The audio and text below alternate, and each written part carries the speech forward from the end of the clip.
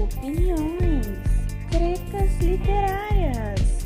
Você está ouvindo Literatura Sem Frescura. Olá, esse é Literatura Sem Frescura, o podcast que fala de livros de um jeito que você nunca ouviu e agora nunca viu. Boa noite, pessoa querida que nos ouve e nos vê no YouTube, tudo bem com você? Eu sou a Luíse, do Instagram Amarela Literária, também sou no TikTok no Amarela Literária e moro em Florianópolis, Santa Catarina, e hoje a gente vai falar sobre um assunto que eu e Thaís gostamos muito, principalmente Thaís, diga-se de passagem. Mas estamos aqui, então, para falar sobre literatura latino-americana. Bom, a gente sabe, a gente já fez alguns episódios aqui falando sobre literatura latina, só que o nosso enfoque geralmente maior é no realismo mágico, né? E a gente sabe que a literatura latino-americana teve um grande boom com o realismo mágico, né? Onde, assim, o mundo todo conheceu a força da nossa literatura, né? Das nossas vozes. Mas, gente, a literatura latina segue viva, vibrante, política, antenada com o mundo, sabe? Não parou ainda o realismo mágico, né? Claro que a gente ainda tem, né? Mesmo agora nos contemporâneos, a gente tem um pezinho de realismo mágico, porque a gente vive num realismo mágico. Mas então hoje a gente decidiu trazer alguns autores e autoras que não falamos muito nos últimos tempos, ou enfim, comentamos por cima algumas leituras, mas principalmente eu falar sobre autores e autoras latinas contemporâneos, assim, que estão vivos enquanto gravamos esse programa, assim, né? Então, definição de contemporâneo. Exato. Não, porque a Luísa ela vive matando o autor antes da hora. É esse que eu tinha esquecido, que eu pensei, como que eu não fui pesquisar sobre ele? Eu já matei um episódio porque eu achei que ele não estava vivo.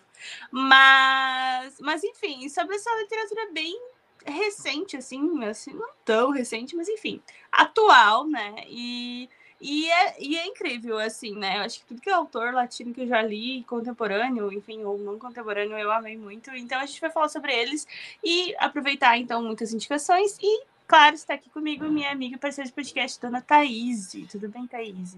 Eu e o Grilo. Vocês que lutem ouvindo o Grilo de fundo, porque eu não faço ideia de onde ele está. Se ele estivesse no chão, a Lira já tinha pegado ele. Olá, pessoas. Eu sou a Thaís, moro em Botuporanga, interior de São Paulo, tenho 33 anos, sou professora de língua portuguesa e estou aqui hoje para falar deles, os latinos, dos quais eu sou defensora há anos, porque eu não sou só professora de língua portuguesa, que fique claro, minha formação é professora de língua portuguesa e língua espanhola. Então, se tem uma coisa que eu fiz foi estudar latino, se tem uma coisa que eu defendo é a bandeira dos autores, dos cineastas, de toda a cultura latino-americana, que a gente tem uma cultura muito rica do lado de cada linha do Equador. Da América do centro para baixo, tem muita coisa boa sendo escrita, tem muita coisa boa sendo feita, tem muita coisa com a nossa cara latina, caliente, muito. Aí tem tanta coisa boa, a gente vai falar de tanta gente legal hoje, sabe? É muito mais legal. Exato. Tá? Eu estava tentando achar outra palavra para muito mais legal. Mas vou ficar com muito mais legal, porque é muito mais legal mesmo do que os insostos dos americanos do norte. Que fique claro. Vai começar. Mas sim, gente, literatura latina tem muita coisa boa e a gente vai falar de todas elas hoje. Fiquem aqui com a gente.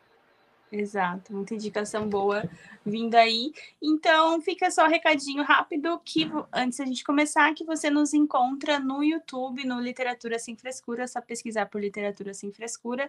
As nossas lives acontecem toda terça-feira, às 8h30 da noite, então pode vir conversar com a gente, aproveitar as indicações, enfim, papear e aproveitar o episódio ao vivo, né? Também fica gravado, mas também você pode vir aqui participar com a gente ao vivo. E também estamos no Instagram, no @lit sem frescura, @lt sem frescura.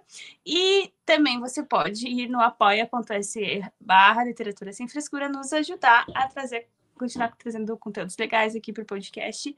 E a partir de R$10 você já nos ajuda muito.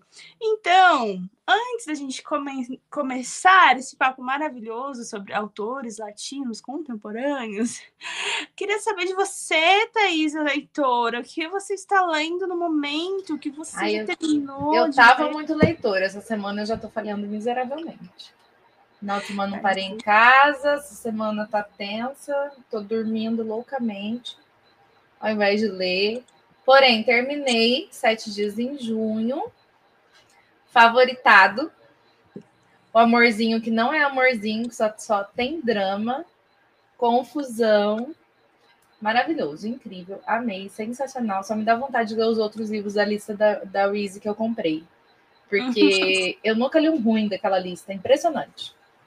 E esse foi uma coisa muito acertada, assim, adorei, gente, amei, amei. Tô quase terminando, já passei da metade do Vespero. Só que como é livro de contos, é sempre mais lento. E são muitos contos. E por mais que eles sejam curtos, chega uma hora que dá uma saturada, assim. Não sei se é assim, mas eu consigo ler uma quantidade só por dia. Senão eu já dou uma saturada e não consigo mais. Então eu tô lendo aos poucos, mas já passei da metade. Em breve já devo terminar também. E aí, eu comecei ontem. Escuta, Rafael. Atenção. Né? Eu comecei Guerra do Velho. Será, meu Deus, que vai ser a primeira vez que eu vou conseguir participar de uma leitura coletiva do grupo, do Rafa? Será, meu Deus? Que eu entrei há 84 anos para ler Os Reis de Wild e eu não li. Nem esse, mais nenhum outro. Do grupo do qual eu sou a culpada por todas as tretas, porque o povo fica falando, o povo vota, mas não lê, sou eu.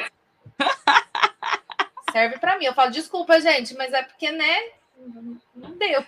Não deu. Enfim, ontem eu já estava morrendo de vontade de ler, votei nesse porque eu realmente queria ler, comprei o box na promoção agora, porque ele entrou em promoção, eu já estava paquerando há muito tempo. Nem ficou tão barato assim, mas eu já queria mesmo, então aproveitei e já comprei o box da primeira trilogia, porque são duas, né? É esquema de pirâmide. Esquema de pirâmide de sci-fi esse, tipo Asimov. E eu comecei a ler Guerra do Velho ontem, li 20 e poucas páginas, que foi o que deu antes do meu sono tomar conta de mim. É isso. Muito leitora, dona Thaís. Eu pretendo ler, mas não sei se vai dar até a discussão, mas eu tenho ele no Kindle. Eu acho que ele até tá no Prime Reading, Guerra do Velho. Eu acho que eu, pelo menos, eu peguei emprestado 84 anos. Há 84 anos. Mas eu não tenho físico, mas eu tenho no Kindle, tô querendo ler. Mas o que eu estou lendo muito no momento, que no final de semana, não tanto quanto eu gostaria, porque eu achei que eu ia conseguir terminar e não consegui, mas estou lendo 7 dias em junho, né? Porque tornou-se o nosso vício nas últimas uma semana e meia, tô lendo pelo Kindle.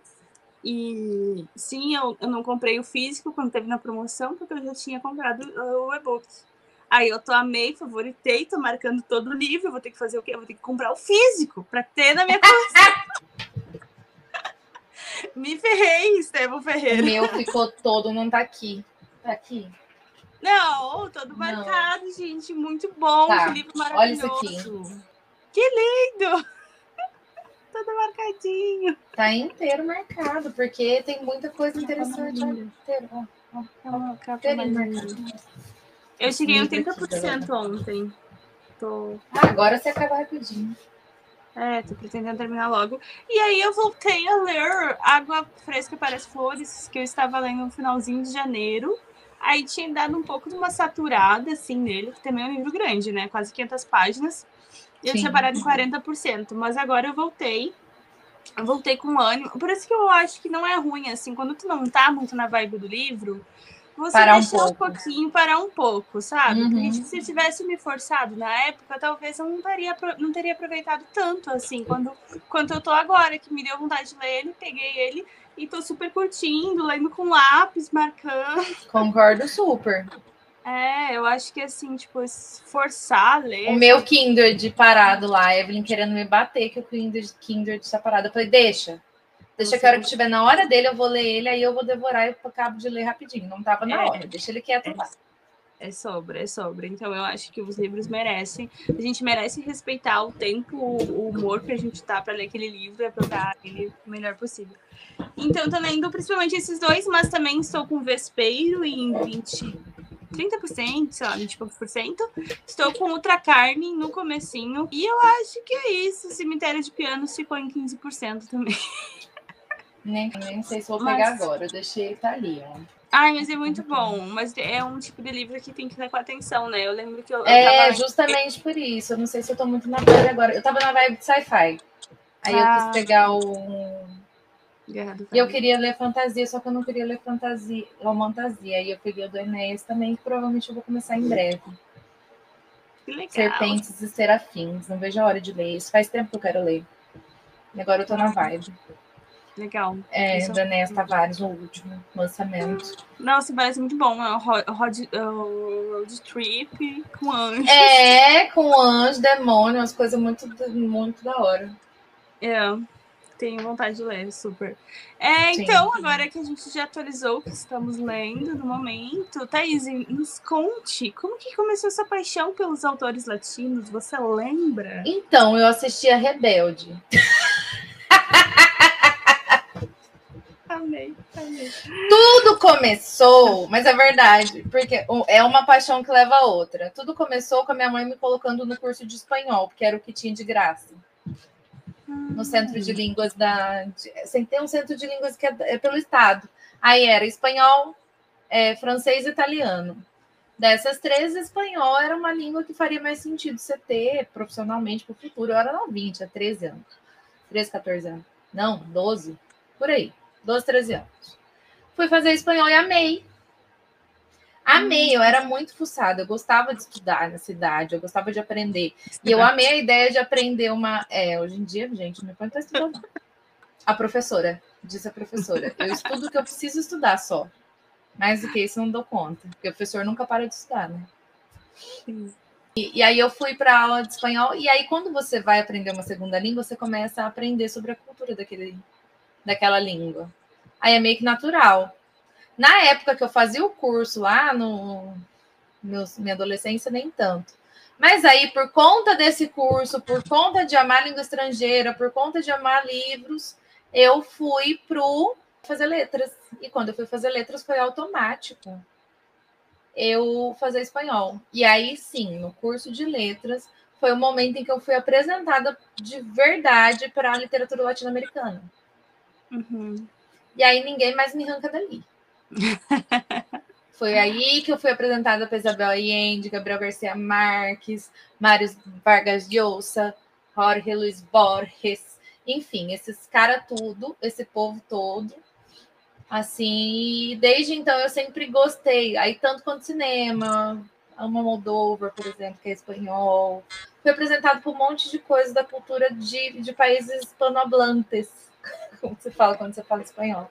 E a América Latina virou meu xodózinho, assim. Os escritores latinos viraram meu xodó, tanto que a Allende é minha autora favorita. Até hoje ninguém me tira, porque a mulher é sensacional, né? Enfim, foi por aí. Legal, legal. E aí, quanto mais eu leio, mais eu amo. É porque tem muito a ver com a gente, né? Tem muito de nós. Nós somos latinos, apesar da gente esquecer desse detalhe, a gente é muito latino, né? Brasileiro é latino e tem tudo a ver com a gente, tudo.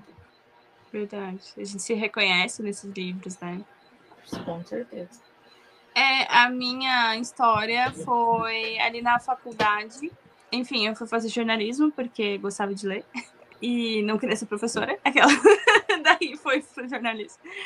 E aí, ali já no primeiro semestre, né, o Gabriel Garcia Marques é muito falado, assim, né, no curso de jornalismo, porque ele era jornalista também. Inclusive, quando eu estava fazendo faculdade, ele era um autor vivo ainda, né? Até quase terminar a faculdade, ele ainda estava vivo. Enfim, por aí.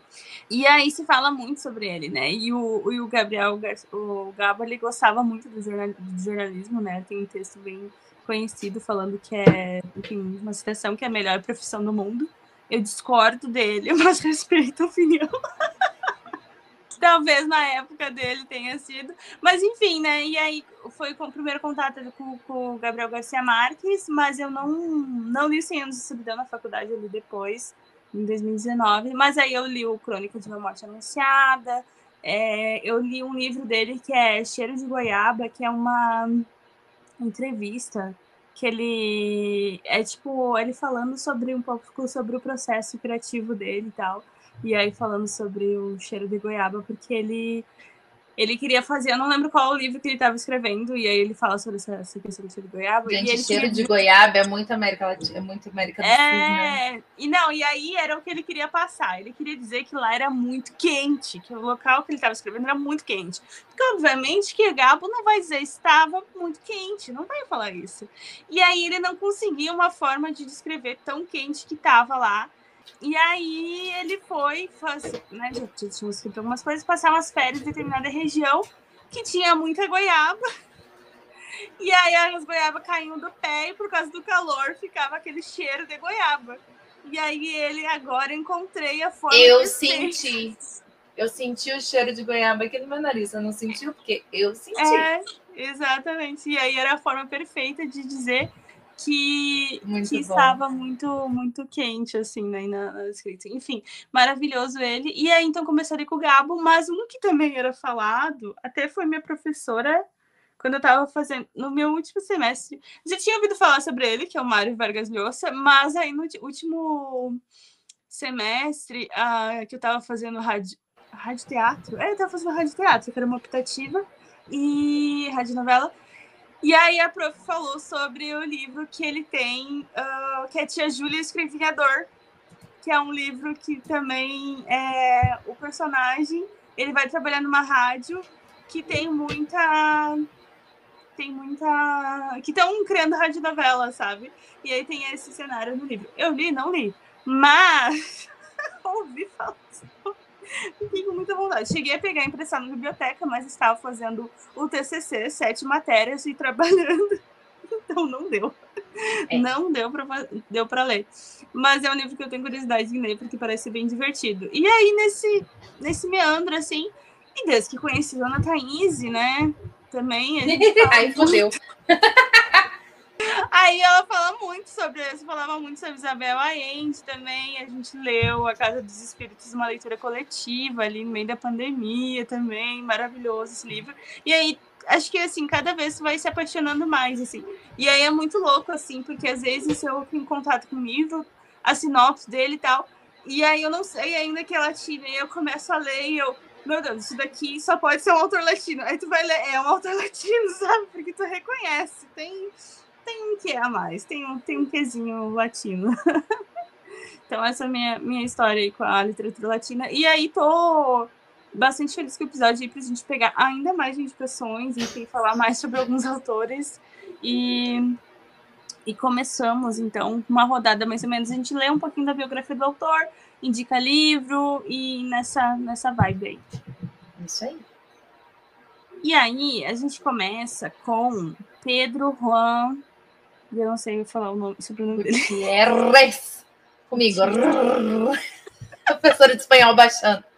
É Pedro Juan Gutierrez. Vamos falar como a gente lê, né? Que fica mais fácil. Mas é Gutierrez. Com R mais forte. Muito bem. Quer falar sobre ele aí? Claro, Pedro Juan Gutierrez, descobri na minha época zanzando pelo grupo de Leia Latino. Saudades, inclusive. Mas é porque não dava para ler um latino por mês, gente. Eu sou uma pessoa muito eclética. E eu saturo. Tanto que eu não tô lendo Ultra Carne por motivos óbvios de que eu acabei de ler Três Rios. E então, Pedro Juan Gutierrez eu conheci pela trilogia Suja de Havana. Já falei dele aqui várias vezes. Esse livro faz tempo que eu não falo, então estou no momento certo. Que é um livro que eu não teria lido, porque eu não conheceria. O Pedro Juan, ele é cubano. Vamos falar sobre... Então, vou só contando minha história, né? Conheci ele, era um livro que eu não ia ler, porque eu não conhecia. A gente não ouve falar tanto dele por aqui. Essa que é a grande questão. Por isso que a gente sempre pensa, tenta fazer e falar sobre esses autores, porque a gente não ouve falar. Se não fosse o pessoal lá no grupo ter indicado, porque alguém tinha ouvido e alguém indicou, e aí a gente foi ver. E aí a gente achou o livro, que é publicado pela Companhia das Letras, inclusive os livros dele, em umas edições bem legais. eu não teria conhecido. Então, foi por meio desse grupo de Leia Latinos que a gente fazia as votações todo ano, fazia uma lista de latinos, enfim. Li coisas incríveis nesse grupo. E foi por lá que eu conheci ele. Agora eu vou ler para vocês um pouquinho sobre a biografia de Pedro Juan Gutiérrez. Quem é Pedro Juan Gutiérrez? Vamos usar o sotaque para ficar mais bonitinho. Então, ele é um escritor, pintor e jornalista cubano. É reconhecido internacionalmente como um dos escritores mais talentosos da nova narrativa cubana. Começou a trabalhar aos 11 anos como vendedor de sorvete de jornal, instrutor de caiaque, cortador de cana-de-açúcar e operário agrícola, soldador, locutor de rádio e jornalista, entre muitos outros. Atualmente mora em Havana, onde se dedica à literatura e à pintura. Teve sua obra publicada em 20 países, com sucesso de crítica e de público. É autor, entre outros livros, de Trilogia Suja de Havana, O Rei de Havana e Animal Tropical. Uhum. Quando você lê a biografia dele, você entende os livros que ele escreveu. Exato! Eu achei interessante trazer essa lista de profissões, sim, porque pelo que tu já comentou do livro, assim, enfim. Cara, os cubanos, a gente não faz ideia do que se passou em Cuba. A gente sabe que foi uma grande merda de todos os lados, né? De um lado, do outro, de tudo, todos os lados. E o que acontece é que os cubanos sofreram muito por conta das... Ai, como é que chama? O que os Estados Unidos fez? Os Estados Unidos cortaram todas as conexões de Cuba com o resto do mundo. Tem um nome para isso que me fugiu agora. Ainda bem que eu sou professora de língua portuguesa e não de história. E Cuba ficou fechada, então não tinha importação, não tinha exportação, eles não tinham de onde tirar dinheiro, é só eles por eles mesmos, enfim. Eu li Trilogia Suja de Havana e O Rei de Havana. Na Trilogia Suja, você acompanha de um jeito muito doido, é muita loucura aquele livro, gente. E o pior é que é uma loucura que no final você se encontra e você acha o livro muito foda. A vida de uma pessoa morando aí em Havana, nesse momento muito louco, dos anos 90. Então, provavelmente, deve ter um pouco de autobiográfico ali, com certeza. Uhum. E os jeitos que esse personagem que você está lendo, que é o narrador, que é aquela pessoa que está ali muito louca também, faz para ganhar vida, para viver. E as coisas que acontecem. Nossa, tem umas histórias escabrosas que acontecem, sim. Só uma anedota do meio do livro. Ele mora num prédio. E aí tem um cara na rua que começa a vender uma carne. Descobre-se, a polícia bate lá, enfim, eu não lembro qual que é o rolê, mas ele tinha morrido um cavalo, ele tinha caçado o cavalo, morto, cortado os pedacinhos e vendido para as pessoas comer. O povo dava um jeito, Sanções, obrigada, Camila, Sanções, mas não é Sansão, era outro nome. Não é Sansão, não é isso. Mas, enfim, cada um dava um jeito, de uma maneira, um jeitinho, um jeitão, um jeito para sobreviver e ganhar o dinheiro para poder comer, para ter o básico, do básico. E assim, é terrível. E a gente que daqui de fora, só vendo, fizeram revolução lá em Cuba, foram contra os Estados Unidos e tomaram no cu. Foi isso que aconteceu. Aí os Estados Unidos foi lá, Cuba ficou fechada. E o que aconteceu com o povo que estava lá dentro? A gente não ficou sabendo, porque Cuba estava fechada para o mundo, né? E aí ele escreve esses livros dele contando sobre as histórias de Cuba. Esse Trilogia Suja de Havana, principalmente, ele conta muito sobre a história de Cuba nesse momento que eles ainda estavam totalmente fechados para o mundo. E é muito interessante, muito real, assim. É uma coisa que a gente não ficaria sabendo, eu não ficaria sabendo, eu não teria ideia de como foi se eu não tivesse lido esse livro dele.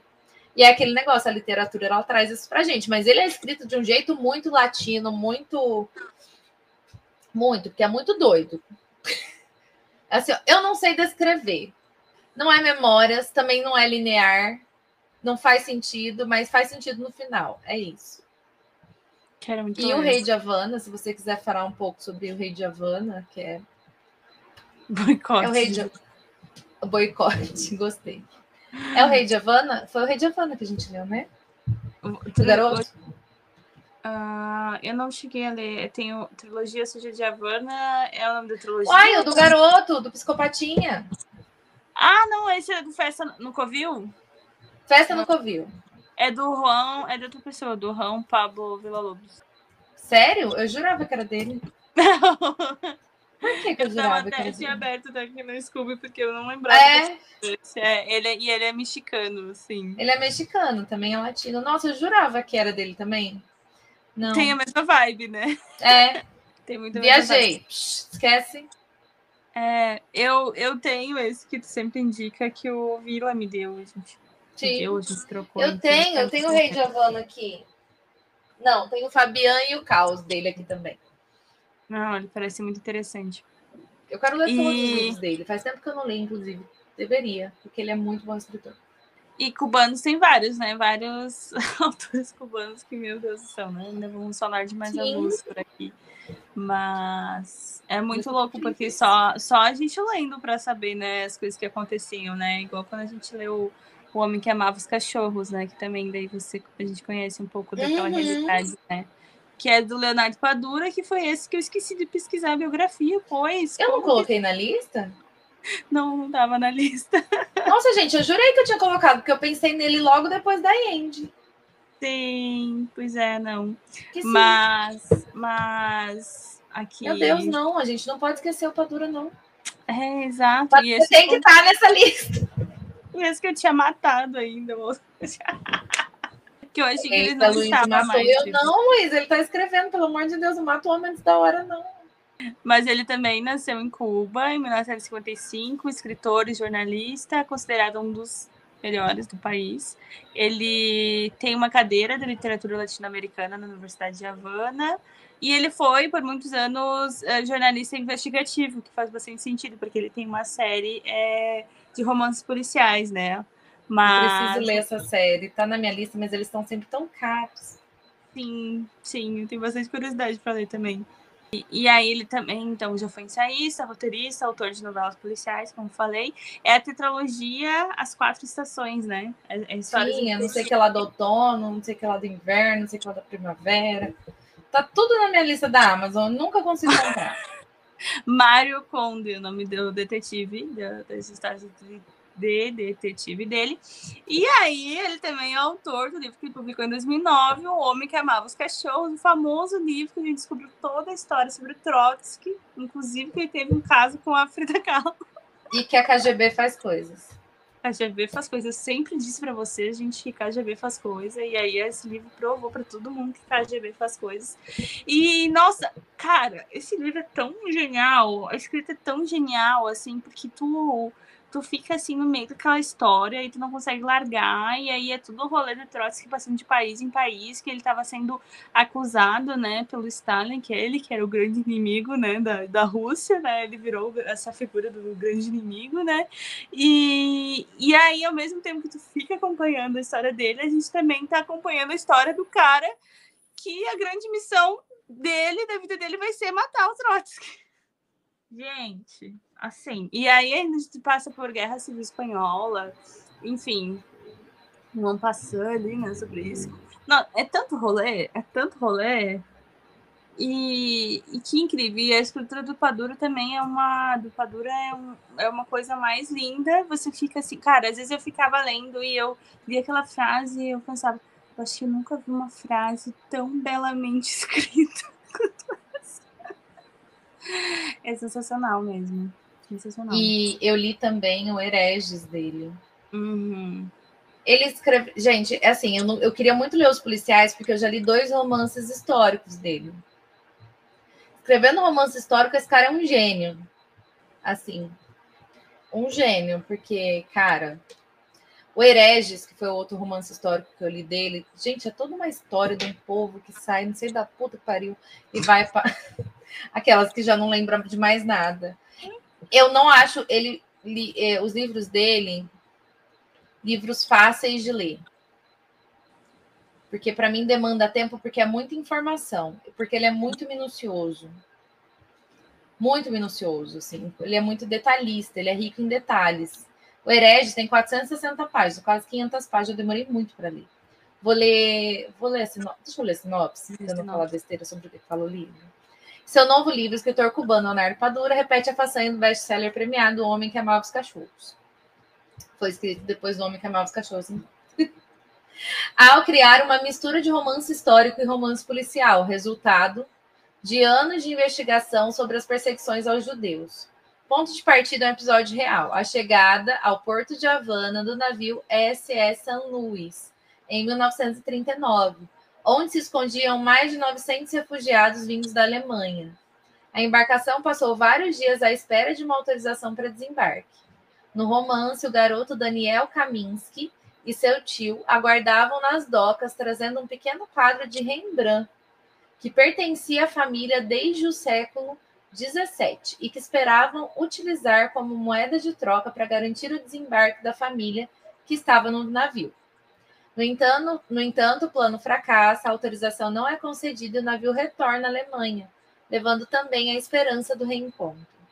Quase 70 anos depois, em 2007, o filho de Daniel, Elias, viaja dos Estados Unidos a Havana para esclarecer o que aconteceu com o quadro e a sua família. Uau! Meu Deus! Eu vou começar a ler amanhã. Tu já tinha me falado sobre ele, mas eu tinha esquecido da parte do quadro do Rembrandt. Todo o rolê do quadro e o porquê do quadro. Aí ele quer saber o que aconteceu. E esse quadro liga todo mundo. Tem toda uma história, uma trama, e a história desse navio. E é tudo entrelaçado. É muito legal. Muito legal. Repito, não é um livro fácil de ler. Igual O Homem que Amava os Cachorros também não é um livro rápido de ler. Só que esse homem escreve tão bem, tão bonito, tão bem feito. O negócio é tão bom que não tem como, galera. Não tá tendo como. Sério. Muito incrível. Bom. Muito bom. Olha, e eu acabei de descobrir que 4 Estações em Havana, que é o nome da série policial, tem uma série na Netflix sobre... Tem, acho que nós vimos isso da outra vez, não vimos? Não sei, tinha apagado da minha mente. Que nós falamos. Estou muito surpresa com essa Como é que chama? 4 Estações em Havana. Tem o espanhol de milhões. 4 estações. Cadê? A cada estação, o detetive Mário Kondo mergulha mais fundo na sensual série, esses crimes mais sombrios. Mas só tem uma temporada. Diz que é a única série cubana até agora. Enfim, notícia do ano passado. Saiu acho que ano passado que ela foi lançada. Em Havana. Vamos ver. Netflix. Saiu da Netflix? É de 2020. Nossa, a notícia estava aqui em 2024. Não, não é de 2020. É de antes de 2020, porque foi removida da Netflix em 2020. Muito interessante. Enfim. 4 Estações em Havana, de 2016. É porque ele tá me parecendo resultado em inglês e espanhol. Então, aqui Você foi na Wikipédia, né? Não, ele apareceu. Eu fui no Google. Um pouquinho. 4 Estações em Havana, thriller, uma temporada. Aí a hora que você entra na Netflix, ele só aparece em outras línguas. Enfim, não tem mais, mas fizeram uma série.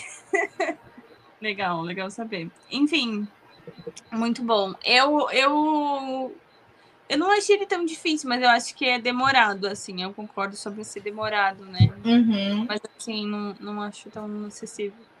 Eu só lembro de estar lendo ele na academia, enquanto fazia um exercício de perna, descobrindo que o Trotsky teve um caso com a Frida Kahlo.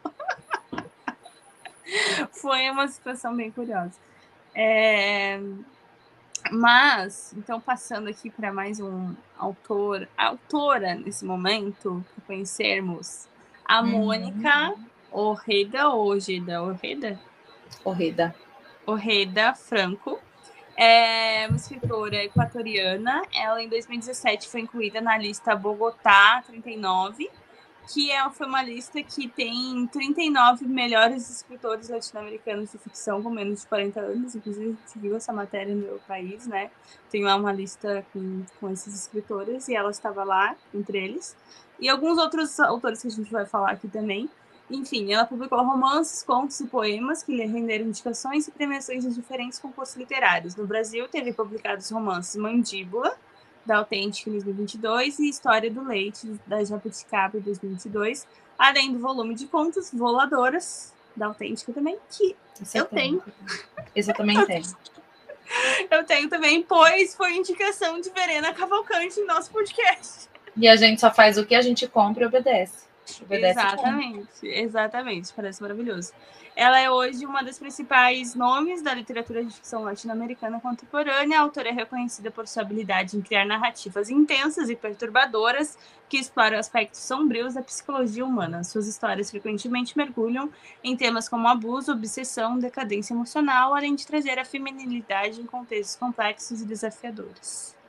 Enfim, tudo isso. Muito bom. Eu conheço pelo Voladora só, que eu mais conhecia. Ah, e o Mandíbula. Mandíbula também, sim. Mandíbula já vi por aí. Vamos ler a sinopse de Voladoras? Por favor. Que é maravilhosa. Tem muitos contos, né? Eu gosto disso. Eu acho que a literatura latina, de certa forma, tem uma grande tradição em contos, né? Júlio Cortázar, Borges, né? Então tem uma grandes nomes, assim, né? Vamos ver. Em Voladoras, encontramos criaturas que sobem nos telhados de suas casas e voam, terremotos apocalípticos, desejos inconfessáveis, segredos familiares e ancestralidade em profusão. 8 contos que se situam em cidades, vilas charnecas ou vulcões onde a violência e o misticismo, o terreno e o celeste pertencem ao mesmo plano ritual e poético. Aqui, Orreda, uma das vozes literárias mais expressivas de sua geração, mobiliza a cosmogonia andina, também latino-americana, de modo surpreendente e outra vez afirma: beleza e horror são dois lados de uma mesma moeda. Como não querer um livro desses na sua estante? Né, Thaís? Não tem condição. Eu preciso ler urgentemente. Passou da hora já, inclusive. Comprei Voladoras ano passado, porque os livros da editora não são muito baratinhos. Da editora que publica. Eu comprei nessa semana do consumidor. Eu já tinha comprado ano passado. Comigo desde o ano passado. Precisamos ler. E a capa é maravilhosa também. Eu amo, eu quero Mandíbula também, pelo menos Mandíbula. Vamos ler esse. Eu não sei porquê, mas eu tenho certeza que eu vou amar, porque ela é latina, ela escreve terror. Exato. Não tem como dar ruim. E aí também a gente vai vendo também, tipo, na verdade, acho que tem vários países ali que, enfim, literatura latina, vários países se destacam, mas essa seleção que a gente trouxe, por exemplo, já vieram 2 cubanos e aí tem outra equatoriana aí para falar também. E também tem um bem conhecido que é o Rinha de Galos, né? O livro dela bem conhecido, Rinha de Galos. Thaís tem. Lindo. Essa Dona Maria Fernanda Ampoeiro, que também foi indicação da Verena, o dia que ela veio aqui. Adoro autores nacionais que vêm, indicam autores latinos e a gente fica tudo em casa. A Dona Maria Ampoeiro, ela é equatoriana, né? E ela possui trabalhos publicados em inglês, francês, dinamarquês, alemão, português e italiano. E tá bom para vocês? E chinês também. Chinês, eu já falei chinês. Falou chinês. Falei. Eu não ouvi o chinês. Seu livro Rinha de Galos foi um dos 10 livros do ano do The New York Times em espanhol. E já foi traduzido para vários idiomas. É uma das escritoras latino-americanas mais importantes dos últimos anos, de acordo com a revista Gato Pardo. Rinha de Galos recebeu o prêmio Joaquim Gallegos Lara de 2018 como melhor livro de contos do ano. Exato. Gente, ele foi publicado aqui no Brasil, Rinha de Galos, pela Moinhos. Inclusive, fica aqui a minha dica da dona editora Moinhos, que eles são incríveis. Fui parceira deles por mais de um ano. E eles publicam muitos autores latinos bons. Esses autores latinos, Cramp é deles. Sim. Tem outra, eu tenho uma pilha de livros deles, de latinos. Tem esse aqui que eu tô doida para ler, que é Nossa Senhora do Barraco, que é de uma autora, a Gabriela Cabesson. Ela é argentina, isso. Eles publicam muita coisa boa. Ó, eu tenho outro dampoeiro aqui também deles. Sacrifícios Humanos? Isso, Sacrifícios Humanos. Ai, tem também a Dona Moinhos. Arrasa demais na publicação. Esse também é dela? É da Gabriela Cabesson. Ah, tá. Uhum. A Moinhos, ela publica muitos latinas bons, excelentes, incríveis. Então, fiquem de olho no catálogo. É uma editora um pouco menor, uma editora independente, mas é uma editora incrível e eles trazem nomes sensacionais. Assim, eu quero todo o catálogo. Eu sempre quero todo o catálogo da editora. E eu nunca li um livro ruim deles. A nossa amiga Val, adora o catálogo deles. O Vila também. Justamente porque eles trazem esses latinos que as grandes não querem porque são latinos. Mas que são incríveis. Sensacionais, assim. Sensacionais. Esse que eu tenho da Gabriela Cabesson é da Moinhos também. As Aventuras de Chihiro. Também tenho vontade de ler. E o Cramp, que a gente falou, que também é bem conhecido, pois tem uma criança fumando na capa. Ele é da Maria José Ferrada, que é do Chile, jornalista e escritora. Maravilhoso. E a criança fuma mesmo, tá, gente? A criança fumando na capa não é meramente ilustrativa. Gente. Incrível. Gente, Cramp é incrível. É isso que eu tô falando. Eu não consigo ler É muito difícil, é lógico, que é questão de gosto. A gente já leu, coitada, a gente vai falar dela, da Mariana Henrique. A gente já leu livro ruim. Acontece. Mas não é da Moinhos. Não é da Moinhos. É da editora grande. Foi comprar, ó. Tem livro que você não vai, que não sei, mas a grande maioria são escritos. Gente, tem muita coisa boa sendo escrita na América Latina. Muita. A gente tem muito costume, a gente precisa perder esse costume de só olhar no norte. Ou norte ou Europa. A gente tem muito esse costume, essa síndrome de vira-lata, de achar que só o que vem dos Estados Unidos e o que vem da Europa é bom, já passou dessa fase. A gente já passou, isso foi lá atrás. Eu vou ensinar literatura para os meus alunos, eu fico, mas isso aqui foi lá atrás só, tá? Depois aqui a gente começa a fazer um monte de coisa boa. Porque você só aprende... quem que influenciou? França. França, depois virou, era sempre Europa. Saco. Porque eles trouxeram para cá, não tem como. Nós somos colônia da Europa. Mas depois passou. A gente já não é mais colônia há muito tempo. Aí os Estados Unidos virou grande potência. Aí todo mundo paga pau para os Estados Unidos. Não é tão assim também. Tem umas coisas bem bosta que eles ficam mandando aí pro mundo, vendendo como se fosse a quarta maravilha do mundo, né? The Underground Railroad. Não, então, por isso que até a gente se admira quando encontra livros como 7 Dias em Junho, pois é um livro norte-americano excelente. Mas é uma autora negra, né? É uma autora negra, tem uma força, assim, gigante, diferenciada. Né? Muito, muito incrível. E agora, vamos falar de um escritor que já até ganhou o prêmio Nobel de Literatura e segue vivo. E a Luísa sempre tentando matar o pobre do homem, não tão pobre assim, que a gente sabe que ele, nossa, a melhor pessoa do mundo. Não é. Mas o melhor escritor, talvez um doce. Ele deu um soco no Gabo? Ele deu. A gente precisa fazer esse episódio sobre tretas entre escritores, Thaís, por favor. O povo clama por esse episódio. Ele deu um soco no Gabo. Ele deu um soco. O povo clama por esse episódio, Thaís, das tretas entre escritores. Nossa, precisamos, já passou da hora, já tem várias tretas para contar. Então, aguardamos.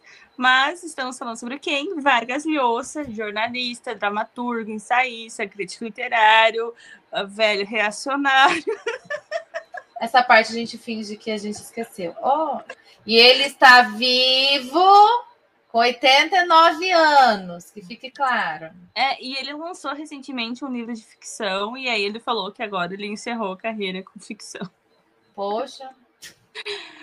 Mas também, né, quase 90 anos, né, tudo bem. Vamos dar um desconto pro velho, né? Vamos.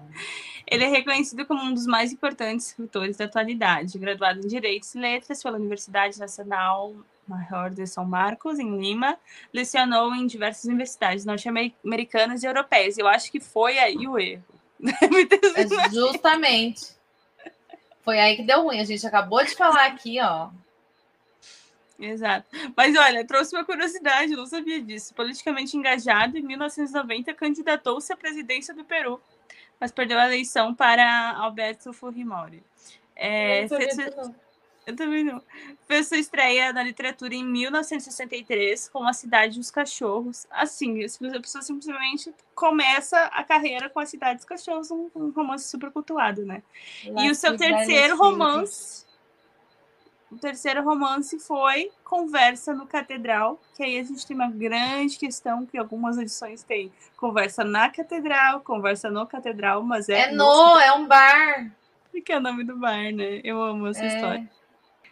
Que foi publicado em 1969 e narra as fases da sociedade peruana sob a ditadura de Manuel Odra, não sei como fala, na década de 1950. E aí também, lançado em... Enfim, ele tem muitos livros, gente. Muitos livros. Vou comentando por alguns. Lançado em 2006. Travessuras da Menina Má. Como a gente... A Capirota. De Capirota. Esse é o livro mais conhecido. Com tons autobiográficos, conta a história de uma paixão arrebatadora e traça um panorama das transformações sociais e políticas ocorridas na Europa e na América Latina ao longo de 40 anos. Mário Vargas Llosa foi agraciado com o Prêmio Nobel de Literatura em 2010 por sua, abre aspas, cartografia de estruturas de poder e suas imagens vigorosas sobre resistência, revolta e derrota individual, fecha aspas. Que foi o que o Nobel falou sobre ele, sobre a obra dele. Enfim, né? Assim, a literatura dele acho que é incontestável, que é gigante, né? Eu tô tentando contar a quantidade de livros que ele tem. Aparentemente, ele tem 23 livros de ficção lançado. Ele tem mais 5 teatros. De ensaio tem uns 85. Uhum. Inclusive um sobre o Gabriel Garcia Marques, história de um deicídio. Eu amo esse nome. Matou Deus, galera. Ele tem A Civilização do Espetáculo, que eu tenho aqui, não li, que eu comprei para ler junto com Os Miseráveis, que é um ensaio dele sobre os miseráveis. Desse tamanho. Nossa! E eu comprei para ler junto com Os Miseráveis, li Os Miseráveis todo faz tempo e nunca li A Sociedade do Espetáculo, mas eu preciso ler, porque é o Llosa falando sobre Os Miseráveis. Eu acho que ele deve ter algo a dizer. Eu sinto que ele tem. Deve ter. Esse da Civilização do Espetáculo diz que foi baseado num discurso que ele proferiu em Porto Alegre logo após ganhar o prêmio Nobel. E aí ele estava em Porto Alegre numa prêmio Nobel. Olha só. E aí falou sobre, enfim, sobre a sociedade atual, arte, literatura e tal, e aí depois foi feito esse discurso. Mas eu tenho um amigo que leu, e aí ele estava me falando, isso é uns 2021, eu acho, e aí alguns comentários do Llosa, e eu fiquei, tá, mas também, né, tipo, não sei, eu acho que eu não leria na ficção dele. Enfim, não leria o quê? A não ficção dele eu acho que não leria, não sei. Depende. Depende sobre o quê? Assim, pelo que ele me falou, mas claro, isso foi uma interpretação dele, do livro que ele estava falando sobre ele, mas assim, basicamente, também assim. Mas enfim, sobre o que se produz agora é tudo uma merda, basicamente. Sim, é a cara do Llosa. O livro sobre os miseráveis é A Tentação do Impossível, eu falei errado. Tentação do Impossível é todo sobre Os Miseráveis especificamente. Mas eu também não sei se eu ficaria lendo não ficção, já não gosto de não ficção. Aí o velho que acha que tudo que os outros for escrever é uma merda, a gente sabe que ele é assim. Mas assim, o que eu li do Llosa? A Festa do Bode. Maldito do bode. Maldito bode. Cara, o livro é incrível. Só que me sugou a alma, a vida. Cara, incrível. Também, Lhosa escreve romances históricos, ficcionados. Ele mescla muito bem, né? História com ficção. Ele vai contar a história desse ditador, filha da puta.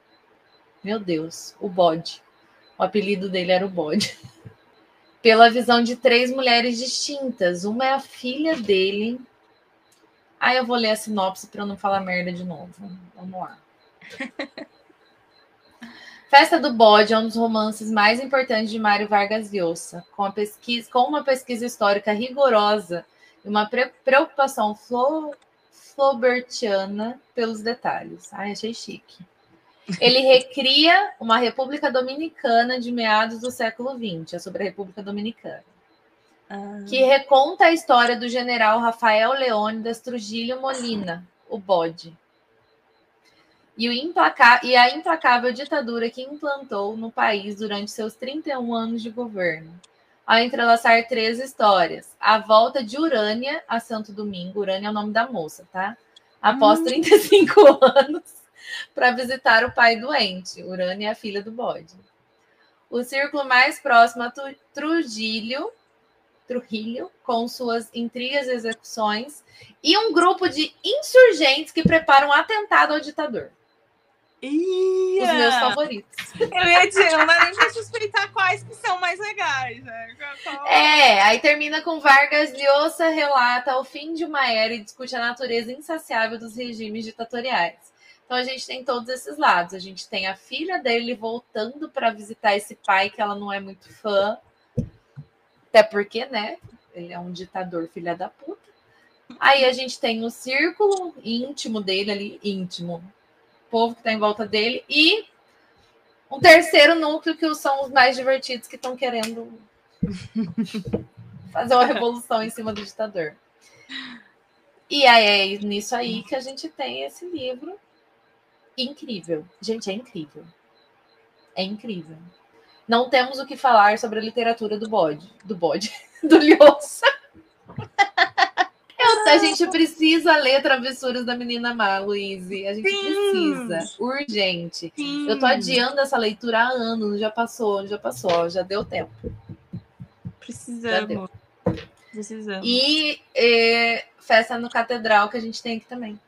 Conversa. Lembra? Conversa, não é festa, não. Já tô fazendo festa ao invés de conversa no Catedral. Esse eu tenho numa edição velhíssima que eu comprei num sebo por R$5. Eu comprei porque tava na promoção na Amazon. É assim que funciona. Tem autores que não importa o livro, tá na promoção na Amazon, a gente compra. Então.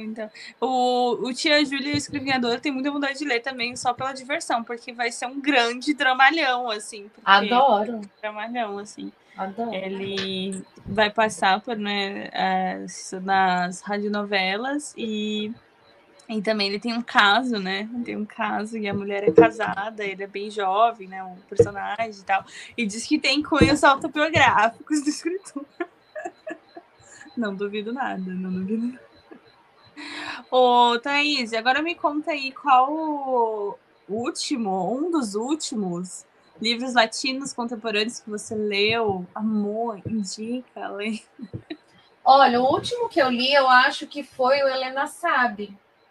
Tirando os nacionais, né? Não vou falar dos nacionais, porque se for o último que eu li um livro maravilhoso do Marcelino Freire, que eu acho que é o último que eu li nacional. Escalavra. Bem latinão esse aqui também, hein? Bem latinão, em formato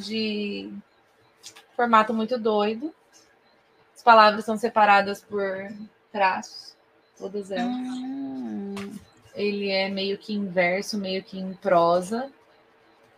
E ao mesmo tempo que ele está contando uma história, ele está conversando com você do nada. Adoro. Muito legal. É a história de um pai e um filho que, apesar de conviverem juntos, eles têm uma distância absurda, distância do diálogo. Pesou o clima. E eu li Helena Sabe ano passado, que é de uma autora argentina. É verdade. publicado pela editora Morro Branco, da Cláudia Pinheiro. Pinheiro, com N com tracinho em cima. E ele conta a história daquela, já falei várias vezes sobre ele aqui, que é uma história muito sensacional, muito, muito triste, muito pesada, sobre uma mulher que acabou de perder a filha, que ela se desviveu, como diz a pipoca. E ela tem Parkinson.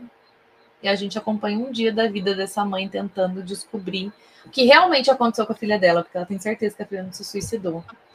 E é bem terrível de ver, assim, ela tendo que contar o tempo que o remédio vai demorar para fazer efeito, para ela conseguir levantar da cama, e em que momento que ela vai ter que sair para a rua, em que momento que ela tem que tomar outro remédio para ela conseguir continuar andando, assim, é bem pesado. Mas é incrível, sensacional, muito bem escrito, latinos sendo latinos mais um dia. Mas mais uma vez, vencendo na vida.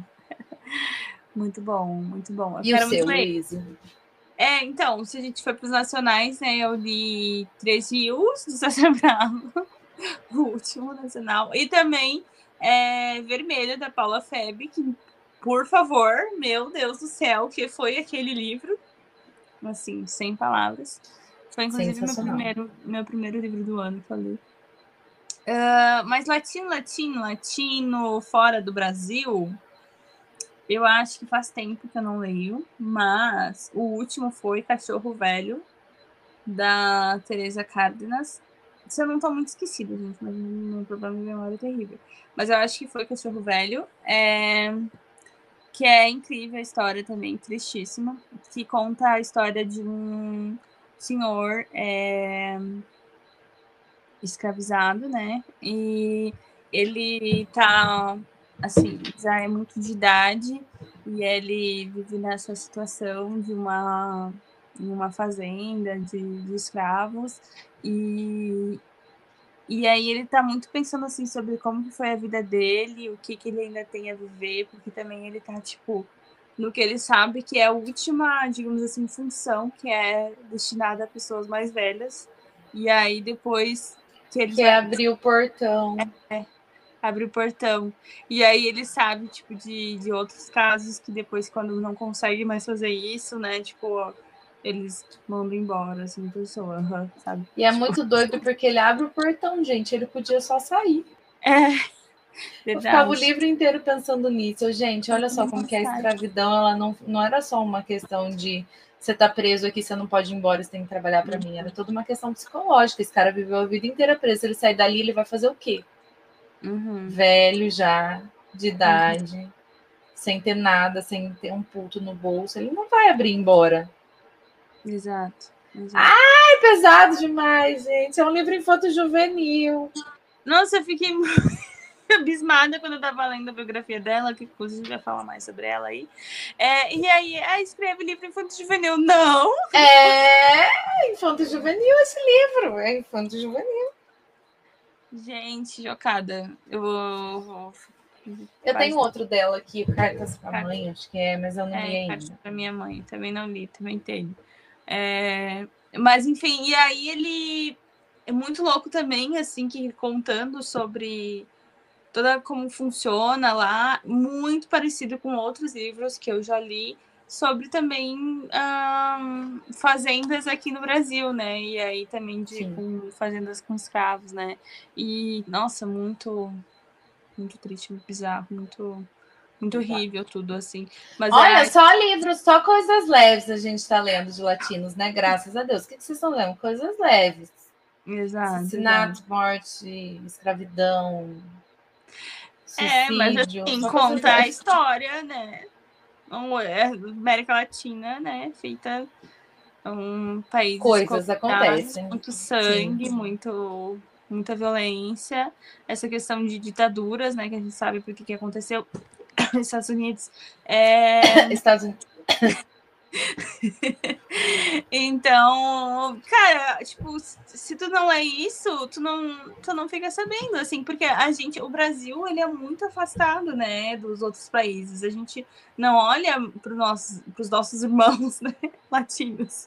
Sim. A gente tem muito um olhar, né, para os Estados Unidos, né, então para a Europa, e não tem, né, essa proximidade com a história latino-americana mesmo, né? Na escola, tu não aprende quase Não, nada. Tu não nada. aprende. E mesmo assim na faculdade, assim, né? Sei lá, assim, é muito difícil. Eu aprendi falar porque eu sobre fiz isso. espanhol e eu tinha uma professora incrível na faculdade. E toda a minha grade da faculdade era incrível porque trabalhava. Uhum.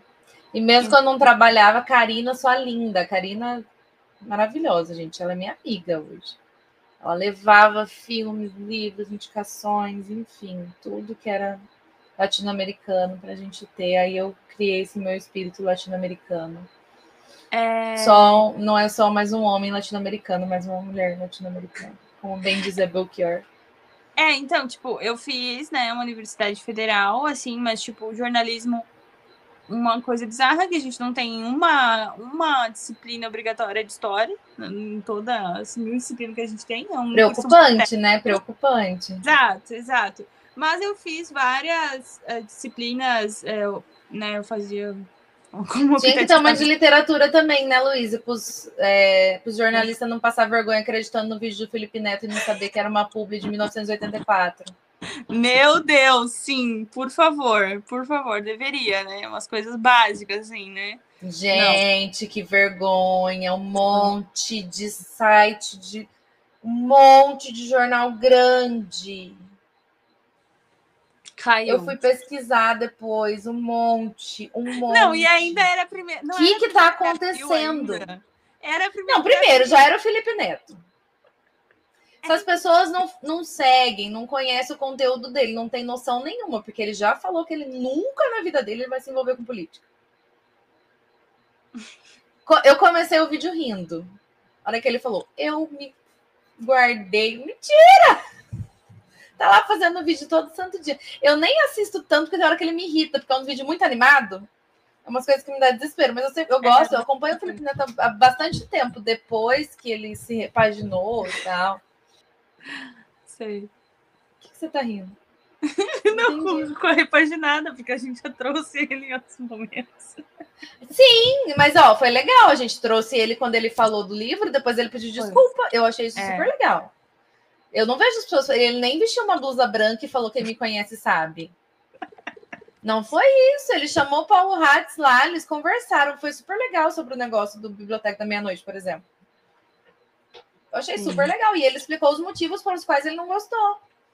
Como uma pessoa com depressão, ele achou que fosse uma coisa muito rasa para tratar do assunto. Ele fez toda uma explicação. Eu achei super legal. Enfim. Mas a questão é que ele faz um livro. A hora que ele começou a falar do vídeo, eu falei, gente, 1984? Ele falou que ia criar uma rede social chamada Nova Fala. Gente, como que as pessoas caíram, né? E o Ministério da Verdade. Eu assim. Aí eu fui olhar os comentários. Eu amo, porque aí você vai ver as pessoas inteligentes. Tinha quem? Paula Feb comentando de 1984. Aí tinha a menina do Futurice, sabe? O canal Futurice, que ela indica ficção científica. Ela é a melhor publi de 1984 que eu já vi. Aí, assim, só as pessoas inteligentes que eu conheço, graças a Deus, comentando assim. E aí, de repente, Folha publica, vai se candidatar a presidente. Jura? E eu não vi no dia, eu fui ver, tipo, no outro dia de manhãzinha. O pessoal mandou lá no grupo, aí eu fui assistir o vídeo. Eu vi que tinham mandado, mas eu nem fui atrás. Aí eu fui assistir o vídeo no outro dia de manhã. A hora que eu assisti, na hora, gente, é publi, de 1984, tá na cara. Deve ser leitura coletiva. Ainda falei, deve ser leitura coletiva do Clube do Livro dele. Mas não, era uma publi de um audiolivro, né? É verdade. Da Audible, que inclusive deve ser muito legal, porque é um audiolivro que é dramatizado, né? Tem Lázaro Ramos, né? Enfim. Melhor publicidade. Melhor publicidade de livros. Melhor. Sim, bombou muito. Mas enfim, jornalismo não tem sobre história nem sobre literatura, mas aí eu fiz algumas disciplinas de história, né, na grade de história. E o pessoal comentava muito que, assim, sobre a história lá da América Latina, tinha uma disciplina. uma disciplina para Eu tinha 4 uma anos ainda. de formação. Mas assim, Tinha tipo, uma. assim, tipo, sobre França, tem, sabe? Tem 1, 2, 3 quadros, né? Enfim, era muito assim. Aí até, mas era com um professor super famoso, que era o Rampinelli, mas eu não consegui fazer, porque meus horários nunca encaixavam quando eu pude fazer. E aí eu não fiz, me arrependo até hoje, inclusive, de não ter feito. Mas vários amigos meus do jornalismo fizeram. Mas assim, o pessoal de história comentava muito sobre isso, que inclusive por isso que ele era, tipo, uma disciplina que tinha não sei quantas provas e muita matéria, porque, tipo, ele tentava dar o máximo possível em uma grade, assim, sabe? Porque só tinha uma, né? Muito, muito bizarro, assim. Enfim, né? Ele não tem esse olhar sobre a América Latina, sobre a história da América Latina. E no ensino médio, enfim, no ensino fundamental, nem um cheiro, né? Não sei como tá atualmente, mas na minha... Olha, esses dias eu fui substituir uma aula de história da Revolução Cubana. Eu falei, agora eu se consagro. Olha! Cheguei lá, agora eu se consagro. Agora, porque os Estados Unidos, a gente tem que se rebelar. No final da aula, quem que era o filho da mãe aqui da história? Os Estados Unidos. Eu, muito bem, fiz meu papel. Tchau. Muito bom. Muito bom, viu só? Novos professores, novos currículos, ainda bem. Ainda bem, que bom. Fico feliz Não em pode falar saber. muito alto, senão o governador me exonera. Verdade. Não espalha, não espalha. Muito bom. Passamos agora para a próxima autora. Verdade. A dona Augustina. Dona Augustina Basterica. Augustina Basterica, muito conhecida por nós brasileiros desde o momento em que Dona Caveira, a dona proprietária da minha estante, publicou seus livros, né? Ela nasceu em Buenos Aires em 1974, Argentina. É formada em artes pela Universidade de Buenos Aires e em 2013 publicou o romance Matar a Laninha. Matar a menina. E em 2016 o volume de contos Antes del Encuentro Feroz. Reeditado em 2020 como 19 Garras e um Pájaro Oscuro. Esse a gente já tem aqui publicado no Brasil, como 19 Garras e um Pássaro Escuro. É o mesmo nome. Publicado também pela dona Darkside. E Saboroso Cadáver, que ganhou o prêmio Clarim Novela de 2017. E o Ladies of Horror Fiction Award como melhor romance de 2020. Olha só, gente. O Saboroso Cadáver foi, acho que, o último, aparentemente. E foi o mais conhecido. Foi onde ela se consagrou, né? Basterica é organizadora e curadora cultural, trabalhando com Pamela Terlizzi, Prina, no ciclo de arte Siga o Conejo Blanco. Siga o Coelho Branco, nem é referência a Alice, né? Siga o Coelho Branco. E coordena oficinas de leitura com Augustina Caride, autora de Saboroso Cadáver e 19 Garras e um Pássaro Preto. Ué? Eu só coloquei porque eu não lembrava o nome do segundo. Tava lá já. Do segundo livro dela, que era pela Darkside, né? Que a Darkside lançou primeiro o Saboroso Cadáver e depois esse de contos. Fez sucesso, aí ela foi pro de contos, que é o 19 Garras e um Pássaro Preto. Temos aqui Saboroso Cadáver. Não li nenhum dos dois ainda. Preciso, já passou da hora.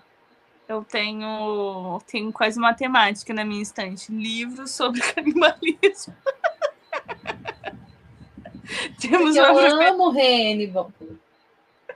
Temos uma preferência por aqui, meu Deus. Mas, nossa, mas é muito bizarro, né? Na verdade, né?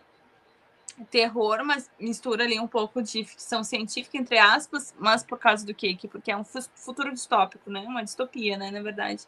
Que distopia é um dos subgêneros da ficção científica, né? Mas aí a gente tá num futuro onde deu ruim com a carne de animais é o que se suspeita, e é muito interessante isso, que isso não só é uma suspeita do leitor, né? Será que deu ruim mesmo ou inventaram isso? Mas os próprios personagens, eles têm essa dúvida, né? Se deu ruim mesmo com a carne animal ou inventaram isso por causa da superpopulação humana, né? Fica aí o questionamento. Mas, assim, a princípio deu ruim, deu uma doença, aí teve que abater, matar todos os animais, não temos mais carnes de animais, e aí a decisão não foi todo mundo virar vegetariano, não foi vegano, não foi. Foi se produzir humanos para o abate. Foi essa a solução encontrada. Os grandes gênios da humanidade decidiram isso. Gente, mas é tão assim. E aí ocorre uma desumanização, né, dessas pessoas. Elas ficam como bichos. E aí o personagem que está nos contando essa história, ele trabalha num frigorífico, enfim, Ai, gente, me fugiu, não é açougue, né? Mas ele tem experiência com açougueiro também. Mas é como. É um criadouro, né? É, um matador. Matador. Me tinha me fugido dessa asa. Oxe, lembra de Três Rios, matador. Exato, matador, exato. E aí que já era, quando tinha animais, já existia esse matadouro. E aí, quando foi trocada a produção também. Só que aí tem toda uma história, porque eles, né, descriam esses humanos, e aí eles não têm sentimentos. Balela, né? Balela, pura balela. Mas. Porque é gente, né? Gente. Sim. Daí eles, né, desumanizam para poder ficar tudo bem, né? Fazer isso com essas pessoas. Gente, e tem cenas descrição de cenas desse matadouro, assim, tipo, horrível. Horrível. Horrível. Fico muito nervoso. Mas, enfim, o livro é incrível, porque descreve tudo isso, fala sobre tudo isso. É uma discussão, assim, muito louca. E aí, aquele personagem, ele tá... assim como a gente tem outros personagens, por exemplo, 1984 também, né, que é tipo um personagem que tá tomando consciência disso, né, dessa sociedade que ele vive, que tá tudo errado. Admirável Mundo Novo também a gente tem. Distopias, né? Uma questão de distopia. Acho que é uma coisa clássica de distopia. Sim. E a gente acompanha, assim, esse personagem que começa a ter vários questionamentos, e aí ele vai ter vai mudando o rumo do livro, assim. Nossa, mas é um dos finais mais chocantes que eu já vi. Nossa, eu quero só pelo final. Adoro finais chocantes. De cair o cu da bunda. É tipo isso. É tipo isso. De cair os butiá do bolso. O que seria um butiás? Butiá é uma fruta. Eu amava butiá. Eu tinha na minha casa em Cruz Alta. Ah, tá. É uma expressão gaúcha. Mas é por isso que eu perguntei, porque eu lembro que você já falou, eu fiquei, o que é butiá, gente? Uhum. É quando você enche o butiá os bolsos de fruta, né? Normal. Muito boa essa expressão. Mas é incrível. E a escrita dela, assim, é muito... A Evelyn também já leu os 2 livros. Ela leu o outro livro dela também, amou. Uma escrita muito cirúrgica, assim, sabe? Gosto. Os livros são curtos, né? São, assim, não tem muito meandros, assim. Me lembra um pouco a escrita da Ana Paula Maia, que é uma escritora que eu amo, brasileira, né? Que tem o Enterre Seus Mortos, Latina. Tem a trilogia, né? Maravilhosa. Outra que eu preciso ler também, que eu ainda não conheço, essas mulheres do terror, do horror. Preciso conhecer mais todas. É muito bom, recomendo O Saboroso Cadáver, mas não com estômago forte. Se não fosse nem leio. Agora vamos para ela, Luísa, nossa querida ou não. Desquerida. Ai. Vamos. É você. Sou eu? Sou eu. Eu sempre confio. Ela me esperando. Você que leu. Você que fez o roteiro, Luísa. Eu me confundindo com as cordeiras no começo, mas enfim, sou eu que falo, então. Ai, meu Deus. Mariana Henriquez, que nasceu em Buenos Aires em 1973. Ela é uma escritora, jornalista e docente, docente argentina, parte do grupo de escritores conhecidos como a Nova Narrativa Argentina. Seus contos se enquadram no gênero do terror, contos e livros, de modo geral, né? Entre suas obras mais reconhecidas destacam seu livro de contos As Coisas que Perdemos no Fogo, de 2016, que eu ainda não li, pois burra sou, que a consolidou como a escritora argentina de terror mais relevante na atualidade. E o romance, e aí eu achei muito bom trazer isso, porque, né, do resumo que eu trouxe, né, Nossa Parte de Noite, de 2019... Que desconsagrou ela de... que eu não sei como pode as pessoas gostarem desse livro. Porque assim, ó, ela escreveu Nossa Parte de Noite, né, o outro, As Coisas que Perdemos no Fogo, que a consagrou, ela escreveu Nossa Parte de Noite, que desconsagrou ela. Ai, cara, eu não entendo. Não. Livro mais confuso, velho. E a Verena elogiando, e a gente não. As pessoas amam. Tem o podcast que eu amo, que é o Mundo Freak. Não pode. Eles falam muito sobre terror, coisa insólita. Todo mundo lá ama esse livro. Não pode. Não eu pode. amo que falam dela, porque eu acho que os outros livros dela são bons. Eu preciso ler o outro. Eu trouxe aqui até para fazer pergunta que o do fósforo. Isso. De fumar na cama. Eu ia falar fósforo, do cigarro. De fumar na cama. Eu tenho certeza que esse vai ser incrível, porque são contos. Eu acho que ela é a garota dos contos. Ela foi escrever uma narrativa grande, gente, ela se perdeu. Mas tudo bem. Até hoje eu não me conformo. E esse livro ele ganhou o prêmio Herald, não sei, de novela. Enfim, é super premiado, assim. Os europeus amaram, porque obviamente... Porque eles não estão acostumados com literatura latina. Então, qualquer coisa meia boca para eles é bom. Exato. Entendeu? Agora, os top das galáxias... Imagina os top das galáxias. O colapso chega lá... Imagina eles ver vermelho. Não, imagina eles ler Vantagens que Encontrei na Morte do Meu Pai. Eles falecem. Falecem. É verdade. Não, enfim. Mas a Mariana Enriquez, eu acho que é uma das, assim, falou, nossa, literatura latina contemporânea, Mariana Enriquez, né? Mariana Enriquez, com certeza. Porque, assim, a Mariana Enriquez, ela faz um terror que é muito diferentão. Eu lembro que eu, assim, me apaixonei pelas coisas, As Coisas que Perdemos no Fogo. Porque eu falei, gente, eu nunca li um terror. Eu amo terror. E eu nunca li nada assim, porque é uma coisa muito latina, é muito argentina. Fala sobre as questões que aconteceram na Argentina, sobre questões de sofrimento deles, específico, sabe? Inclusive, o conto que fala sobre as coisas que perdemos no fogo é um conto sobre uma onda que aconteceu, porque um cara, um filho da puta, maldito, desgraçado, tacou fogo na mulher. E aí virou uma onda de outros caras fazendo a mesma coisa com as mulheres. Isso foi um fato verídico que aconteceu na Argentina.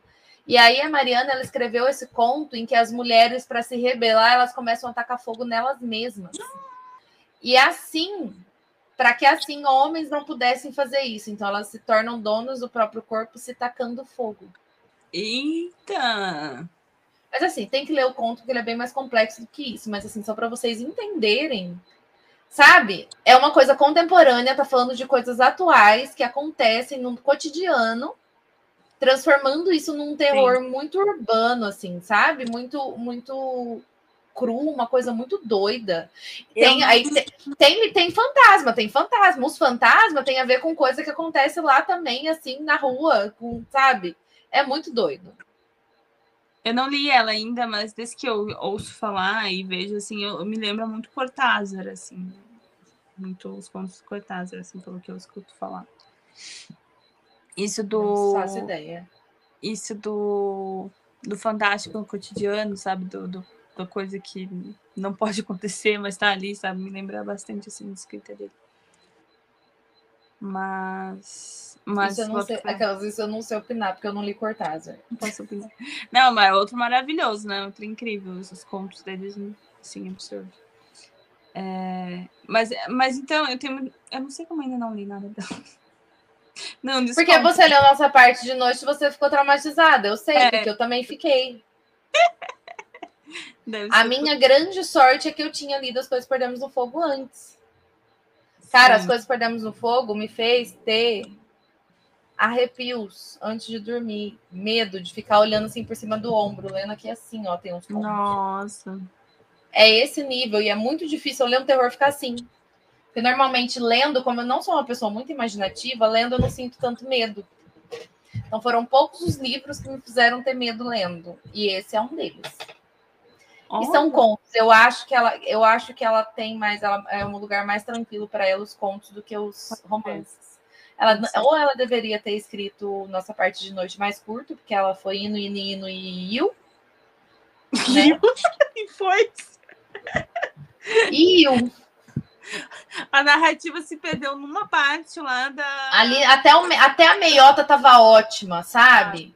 Eu tava amando as referências, porque tinha muita referência de muita coisa não católica, latina. Tinha muita. Uhum. Tinha umas bruxerias ali no meio, tinha uns negócios, tinha umas macumbas, tinha uns trem. A hora que o cara para no cemitério, começa a invocar uns trem lá, eu erro. Eu tava achando o máximo. Não, e aí, sem contar que toda a sinopse tem uma parte que parece que ela vai se aprofundar nisso, que são as pessoas que sumiram na ditadura argentina. Ela fala, tem isso, ela mas fala, não é o pano de fundo. Né? É pano de fundo, é pano de fundo. Existe um pano de fundo ali, eu lembro assim. Mas que final besta. Ai, que ódio daquele final. Não, quando virou aquele tem toda essa construção. Toda esse, sabe, storytelling. Pra virar essa merda no final. A parte das crianças já estavam bastante irritada. Já foi a hora que começou a me irritar. Porque virou it, né? Um monte de criança andando de bicicleta pela cidade. Mas e o pai dele comendo gente. Enquanto isso, o pai dele comendo gente em casa. E sendo comido. Mas aquela cena que ela descreve, aquele caso real daquela menina que ficou soterrada, eu acho. Porra, isso aí é a parte que fala sobre não é? Não, que eles estavam vendo no jornal, que eles estavam vendo na TV, que estavam televisionando. Mas essa história é toda real. E me deu mais desespero porque eu lembrava. E que ela tava pisando na tia, né? Eu não sabia. Eu tive pesadelo com isso. Eu tive pesadelo. O dia que eu li, eu tive pesadelo. Não, eu imagino. E não foi uma boa ideia você ter me lembrado, porque é bem provável que eu tenha pesadelo, porque eu vejo os olhos da menina, porque eu vi as imagens. E eu lembro que a primeira vez que eu vi, eu fiquei sabendo da história. Gente, a gente tá falando da história de uma história real, de uma menina. Porra. Ai, eu nem sei. Eu só lembro do livro. E aí eu tava achando horrível, terrível. Ela colocou muita coisa real. E aí a gente vai falando no grupo e eles falam que aquilo era real. E aquilo, meu Deus. E eu lembrava. É a menina colombiana. Ela fica com os olhos pretos em um certo momento. A imagem que tem dela, ela tá com os olhos todos pretos. Existe uma Omaira Sanches. Omara. Nossa senhora. Não, horrível. Horrível. Não procurem. Não procurem. Se vocês não sabem do que a gente tá falando, não procurem. Olha lá. Nossa, eu tô vendo a foto de novo, cacete. Não, prefiro nem pesquisar. Ouve o que aconteceu, só para vocês entenderem. Eu não gosto da história pela metade. Explica. Essa fotografia, ela rodou o mundo, né? Aí aqui tem a história do cara que tirou a foto. Pera. A história do fotógrafo que tirou a foto. Cheguei em Bogotá de Nova York uns 2 dias depois da erupção do vulcão. Eu nunca tinha visto essa foto. Ai, ninguém mandou você abrir. Eu já tinha. Que horrível, Thaís. Que susto. Eu já tinha visto. Agora você foi por sua conta e risco. Eu ia ler. Lê, por favor, que tu sei. O que aconteceu foi que um vulcão entrou em erupção, aconteceu um deslizamento e teve... Essa menina, ela ficou presa e estava chovendo. Horas. E aí ela ficou embaixo d'água com uma perna presa e não tinha como soltar ela. E televisionaram isso, pelo menos. Isso, tem entrevista dela respondendo tem vídeos. Perguntam para ela como é que ela tá, ela fala que ela tá bem, lá. Mas eles já sabiam que não ia ter como tirar ela de lá. Ai, que horrível. Porque os caras do resgate tinham dificuldade de chegar até as vítimas. E a menininha lá. Foram falar com ela, os fazendeiros locais, algumas pessoas tinham tentado tirar ela. Então, aí o que eles tinham para fazer? Só ficar lá confortando ela. Aí tá o fotógrafo falando que quando eles tirou as fotos, ele se sentiu completamente impotente na frente da menina. Porque ela estava enfrentando a morte com coragem e dignidade. E ela tinha noção de que ela ia morrer. Não, horrível. Aí o próprio fotógrafo, ele fala, o que eu podia fazer era retratar a história dela e contar depois. Nossa. E aí no livro tá essas crianças que já são completamente assombradas, e aí assistindo isso, e aí eles também ficam também vidrados vendo, enfim, enquanto isso é televisionado, e eles descrevendo como que ela tava, né? Nossa senhora, não.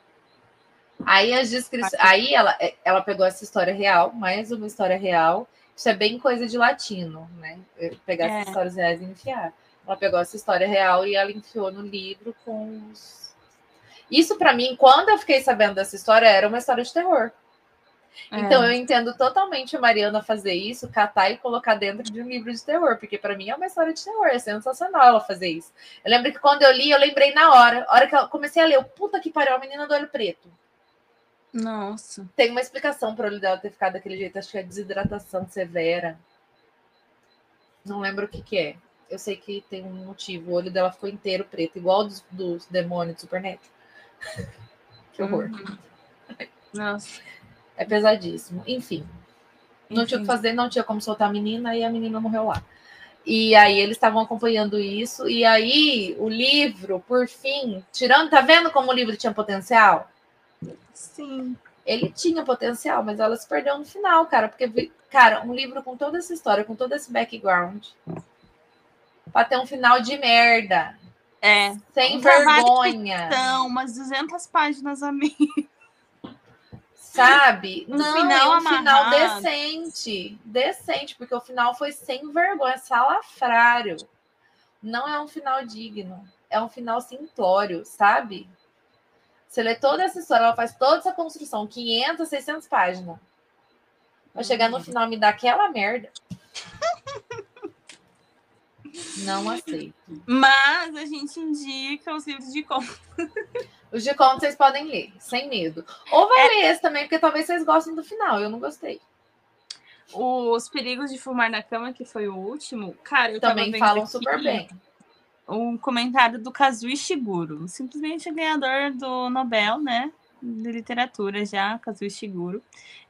Olha esse comentário dele sobre o livro. O belo e terrível mundo que vislumbramos em Os Perigos de Fumar na Cama, com adolescentes perturbados, fantasmas, demônios decadentes, pessoas marginalizadas, tristes e furiosas da Argentina nos dias de hoje, é a descoberta mais empolgante que fiz na ficção em muito tempo. Assim, quando pessoas que não são latinas leem livros latinos, eles sempre se maravilham. Eles sempre se maravilham, porque realmente são coisas maravilhosas. Eu amo os americanos lendo Allende, achando que é o suprassumo do... Melhor coisa. Porque é. Mas ela é... Hã? Melhor coisa já escrita, né? Não, mas é que tem um poder narrativo, assim, né? Tem uma força narrativa, acho, os autores latinos. Com certeza. Muito forte. Bom, pode falar. Não, eu já ia passar para a próxima, se quiser falar. Eu ia fazer isso. Boa, fala. Aí a gente tem uma que a Luísa já até se adiantou e falou que foi o último livro latino que ela leu, que é a Teresa Cardenas Ângulo, que é uma escritora, roteirista, atriz, bailarina e ativista social cubana. Adoro os cubanos tomando conta aqui. A autora escreve romances, contos e antologias que abordam principalmente temas afrodiaspóricos, como ancestralidade, negritude, preconceito racial e resistência. E livros infantos juvenis que destrói o psicológico de adultos. Eu me recuso a acreditar que são livros infantos juvenis. São. E eu acho ótimo, dá vontade de entregar na mão dos meus alunos e falar: lê isso aqui pra tia, todos vocês. Eles amam quando eu falo, vem aqui com a tia. Diz que tia! Eles são todos de maior, né? Eles são pequenininhos. Ai, ai. Então, Eu li Cachorro Velho também, assim como a Luiz disse, foi o último que ela leu. Fiquei traumatizada, fiquei olhando pro teto por alguns dias, assim, pensando se a vida fazia sentido. É uma das coisas Não que eu tá. leio e me deixa mais triste, que é sobre escravidão, sobre pessoas escravizadas e o que elas sofrem. Tanto que eu acho que esse é um dos motivos de Kindred estar empacado lá, porque eu não estou no momento que eu não estou dando conta de estar lendo sobre essas coisas, porque me derruba, me destrói. E os livros dela são destruidores. Tanto que eu tenho. Cartas para a Minha Mãe foi o primeiro livro dela, de 97. E eu tô segurando. Tá lendo um momento bom também, porque eu tenho esse livro e eu tenho que estar com psicológico bom, né, galera? Tem que estar. Tem que estar. Tem que estar, porque ela é incrível. Incrível. Muito bem escrito, deixa a gente. E ela, a segunda que pensa, E são livros curtinhos, livros pequenininhos, curtinhos, rapidinho de ler. Rapidinho. Você lê assim, ó, em uma sentada e tem 10 anos de traumas. Nunca mais vou esquecer. Diz que a motivação dela para escrever foi desde a infância, porque ela, com a frustração de perceber que a ausência de representações negras na literatura, enfim, dos livros infantis. Muito bom. Aqui, segundo nossa grande fonte Wikipedia, diz que ela tá morando no Rio de Janeiro, radicada no Rio de Janeiro. Olha! Ela vive em terras tupiniquins. Presa com essa informação. Não sabia também, já sabemos onde está o que há ela. Oh. E ela tem Insta, hein? Ela tem Insta.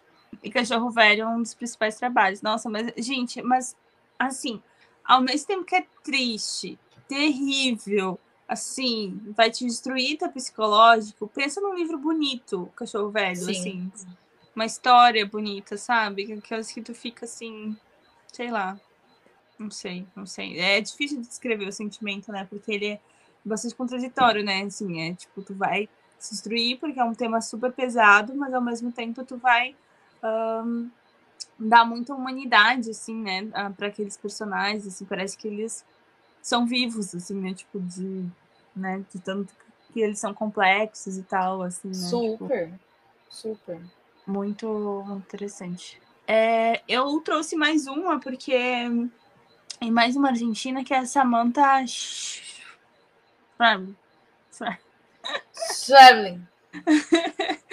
Ela é de Buenos Aires também, nasceu em 1968 e ela ganhou o prêmio Casa de las Américas em 2008 com seu livro de contos Pájaros em La Boca, que no Brasil a gente tem, né, o Pássaros na Boca, e ele tem um outro nome, porque eles juntaram 2 livros de conto dela, daí nessa edição brasileira eles estão os 2 juntos, assim, que é muito bom, né?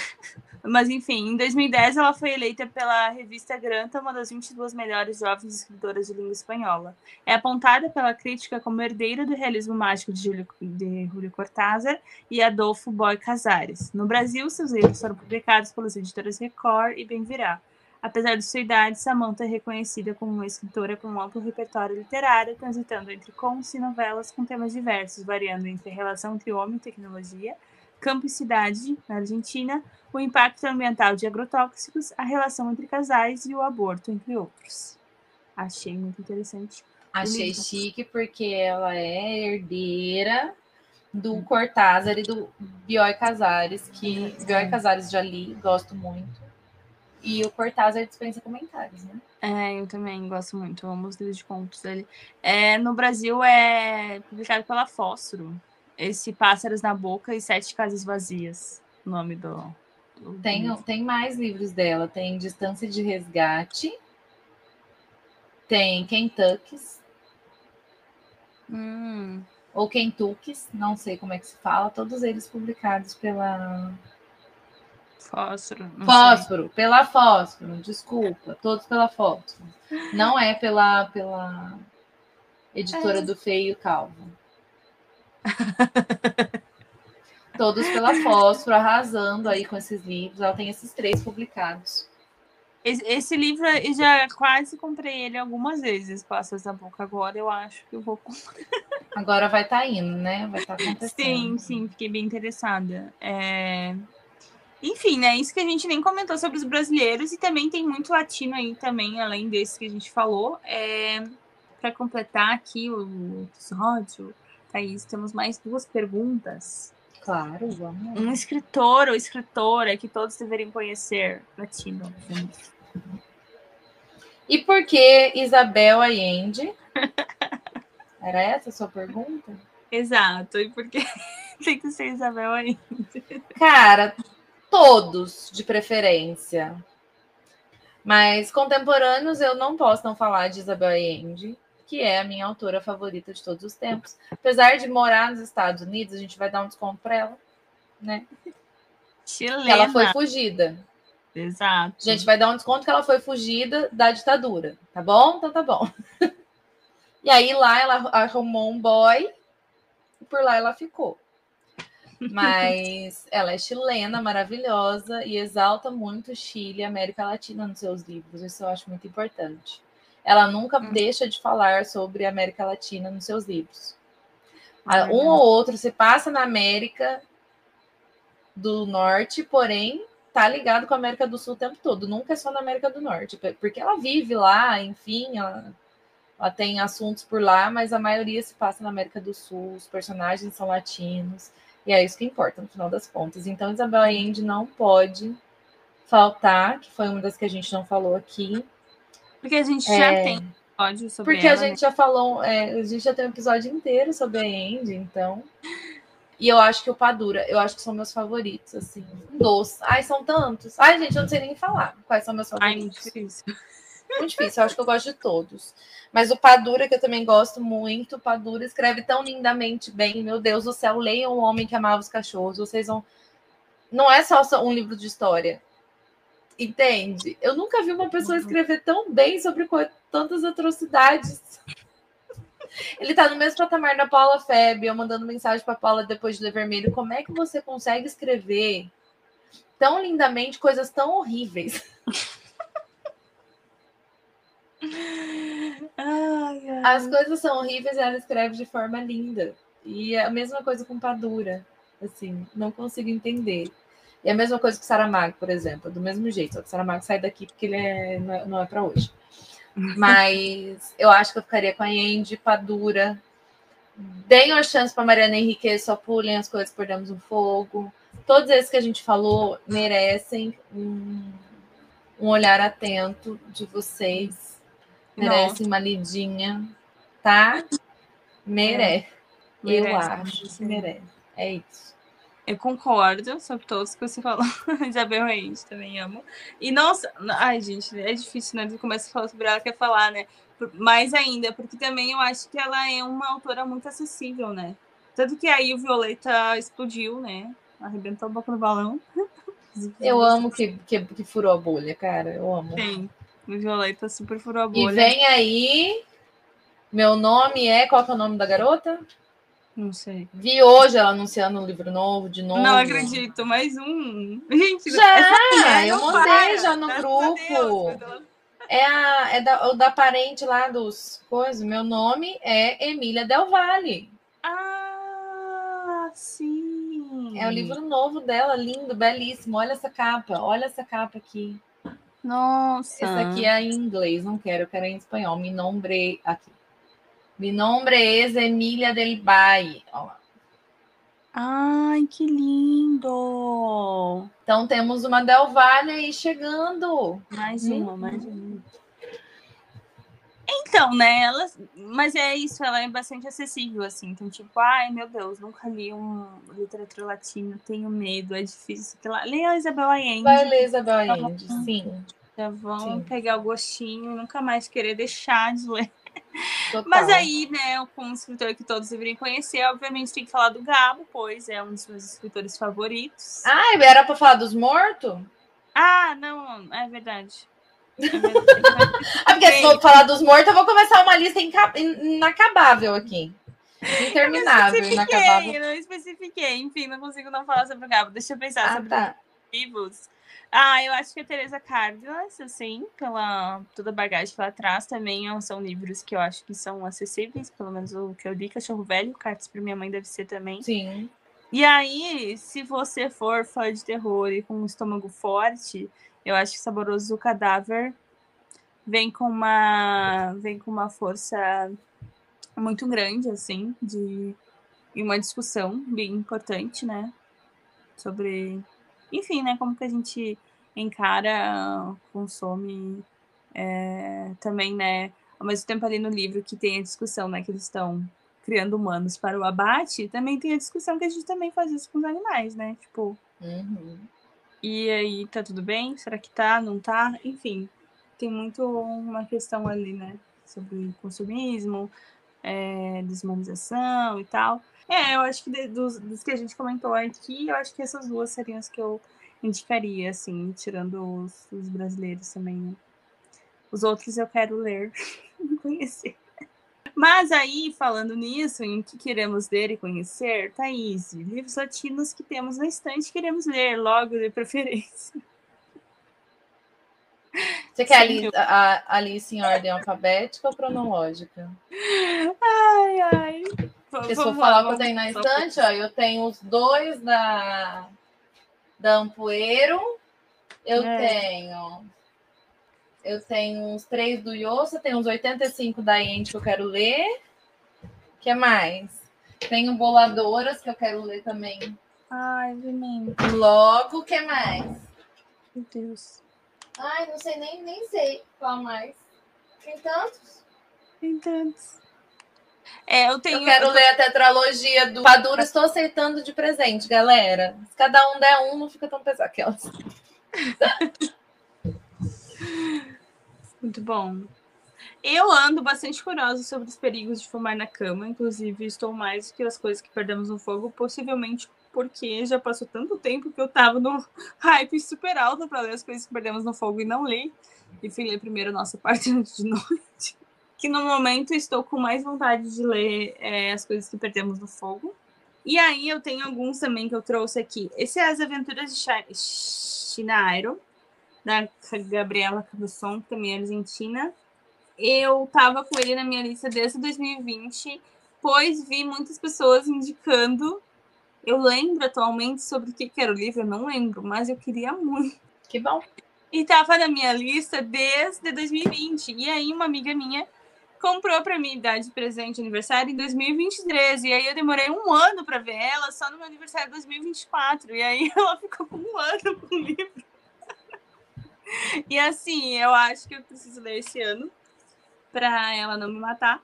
E aí eu também tenho esse daqui, que é A Tirania das Moscas, que eu também tenho muita vontade de ler. E aí também tem aquela pegada de, enfim, grande general, ditadura, uma coisa meio política. Tenho vontade de ler. A Clara, sabe? A Clara que tá no TikTok, a Clarinha. Tá no Instagram também, eu sigo. Ela é uma criadora de conteúdo. Ela leu recentemente e fez uma resenha sobre essa Tirania das Moscas que me deixou com muita vontade de ler. Esses são alguns deles. E aí, Vargas Llosa, também tô com vontade de ler a Capirota. Nossa, a Capirota eu acho que é uma que a gente tem que enfiar aí nas nossas leituras secretas, que não são secretas. Gente, a Luísa esses dias saiu entrando em todos os grupos, a gente falou aqui, né? Sim. Não adiantou nada, já devolvi todos os livros para a estante, porque eu não vou fazer loucura, não. Ela vai fazer as loucuras dela sozinha, sem condição. Tava com saudade de loucuras. Thaís não tô podendo, não. Thaís não tá fazendo loucura, não. Que triste. Mas tem que ser um por vez, Luiz. É uma loucura por vez. 30 loucuras de uma vez não dá, a gente não dá conta. Mas a gente não tem tempo hábil. Aí, sabe um que eu tava pegando esses outros aí, porque eles são pequenininhos, tava na mesma pilha? A Palavra que Resta, que é do Stan Gardel. Nossa, eu não tenho esse, acredita? Nossa, eu ganhei da Márcia de presente ano passado. Retrasado. Não sei, retrasado já, credo, como os anos passam. Mas também que foi maravilhoso, né? Que ele ganhou um super prêmio lá nos Estados Unidos, que também, né, leram ele, e os gringos amaram, acho. Os norte-americanos amaram. Lá, de novo, aos norte-americanos, dando trabalho. Exato. Ele ganhou um super prêmio lá, eu fiquei muito feliz. Mas, só porque não, achei... nacional eu tenho uma lista interminável, que também se eu for começar a falar, vou ficar aqui até amanhã. pode fazer um episódio sobre autores nacionais vivos que eu quero ler. Nossa, eu fico 3 dias aqui falando sem parar e não vou terminar minha lista. E só os que eu tenho na estante. Não tô nem falando os que eu quero ler e não tenho. Muito bom, muito bom. Nossa, mas muitas indicações, né, Thaís? Muitas indicações. Vocês não podem dizer que a gente não deu dicas e dicas valiosas de autores que não são tão falados pelo simples motivo de serem latinos, né? Porque a gente sabe que é assim que funciona aí nessas book redes aí. É verdade, é verdade. Eu queria muito mais gente falando sobre latinos. A gente tá aqui para isso. E fica a recomendação de Festa no Covil, que a gente falou por cima ali antes, que é do Juan Pablo Villa-Lobos, mexicano. Juan Pablo Villa-Lobos, mexicano, muito louco. O moleque é um psicopatinho. Esse livro, cara, os crocodilos. Ai, meu Deus. Deus me defenderá. Moleque é o filho do dono do tráfico, do dono do cartel bruto. Vocês imaginam o que esse garotinho tá aprendendo. Só isso que eu digo. Exato. E ele coleciona outros livros dele. Porque ele é muito inteligente. Aí ele coleciona palavras que ele acha importantes. Ele tá aprendendo palavras que ele coleciona, assim, que ele acha, ai, gente, que ele amou aquela palavra, são todas as palavras violentas, assim, são simples, relacionadas a alguma violência, porque é o meio que ele vive, né? Sim, exato. É sobre. Mas é isso. Temos muitas indicações. Vocês não podem reclamar da gente. Servimos muitas indicações. Então é isso, gente. Esperamos que vocês tenham gostado. Até semana que vem. Beijinho. Beijo. Tchau, Você ouviu o Literatura Sem Frescura.